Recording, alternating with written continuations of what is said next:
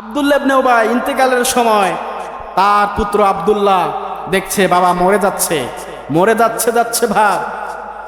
তারপরেও বাবার প্রতি সন্তানের একটা টান আছে না নাই? অবশ্যই আছে।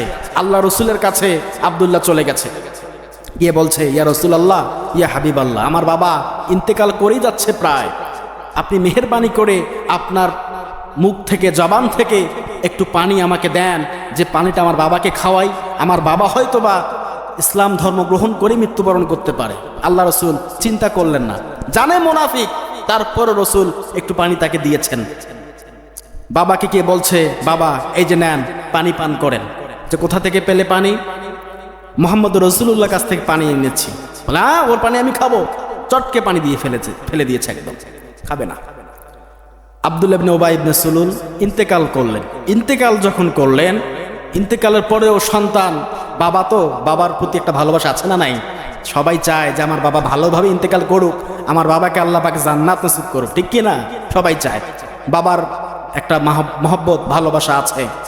যখন ইন্তেকাল করলো বাবা, আল্লাহ রসুলের কাছে সাহাবী আবার চলে গেলেন, ইয়া রাসূলুল্লাহ, ইয়া হাবিবাল্লাহ, আমার বাবা ইন্তেকাল করেছেন, আপনার কাছে আমার অনুরোধ, আমার বাবার জানাজার নামাজটা আপনি পড়াবেন।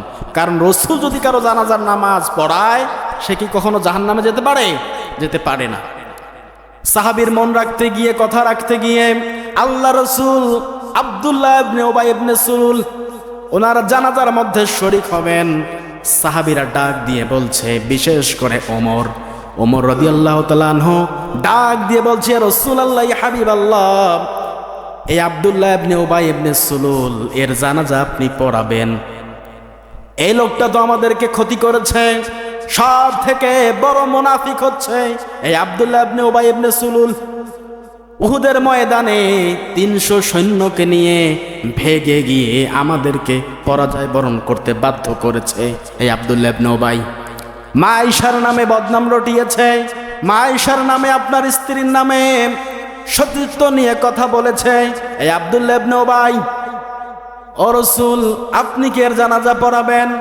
আল্লাহ রসুল ওমরকে ডাক দিয়ে বলে, ওমর, নবী তুমি না, নবী কিন্তু আমি তোমার থেকেও ভালো জানি। আল্লাহ পাকের ঘোষণা, আল্লাহ পাক বলেছেন, ও নবী, আপনি তো মুহাম্মদুর রাসূলুল্লাহ, আর আব্দুল্লাহ ইবনে উবাই হচ্ছে মুনাফিক। আপনি নবী যদি একবার কেন 70 বারেরও বেশি আপনি আব্দুল্লাহ ইবনে উবাইয়ের জন্য জানাজার নামাজ পড়ান, দোয়া করেন, আমি আল্লাহ কিন্তু কবুল করব না। কথাকার মুনাফিক হচ্ছে মুসলমানদের সব থেকে একটা ক্ষতিকারক জিনিস। বাংলাদেশে মুনাফিকের সংখ্যা সব থেকে বেশি, এর মধ্যে অনেক মানুষ থাকতে পারি। মুনাফিক একটা ভয়ঙ্কর একটা জিনিস। ইহুদি, খ্রিস্টান, হিন্দুরা যত বড় ক্ষতি মুসলমানদের করতে পারবে না, সব থেকে বেশি ক্ষতি করতে পারে এই মুনাফিকরা।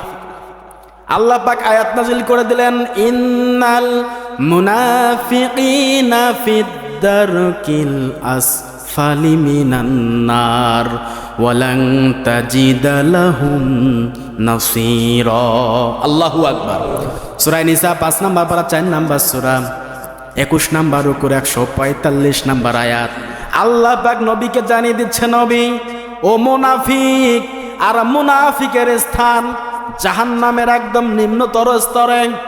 ও নবী, 70 বার যদি আপনি জানাজার নামাজ পড়ান, দোয়া করেন, আব্দুল্লাহ ইবনে উবাইয়ের জন্য কোনো কাজে লাগবে না। আল্লাহ পাক নাজিল করে দিয়েছেন। এই মুনাফিকি আমাদের করা যাবে? কথা বলেন। আল্লাহ পাকের এই নাজ নেয়ামত ভোগ করার পরেও আমাদের মুনাফিকি অনেক সময় হয়ে যায়। আল্লাহ পাক রব্বুল আলামিন এই মুনাফিকের জাম থেকে, এই মুনাফিকের ষড়যন্ত্র থেকে, কৌশল থেকে আমাদের সকলের ঈমানকে হেফাজত করুক। সকলে বলে আমিন।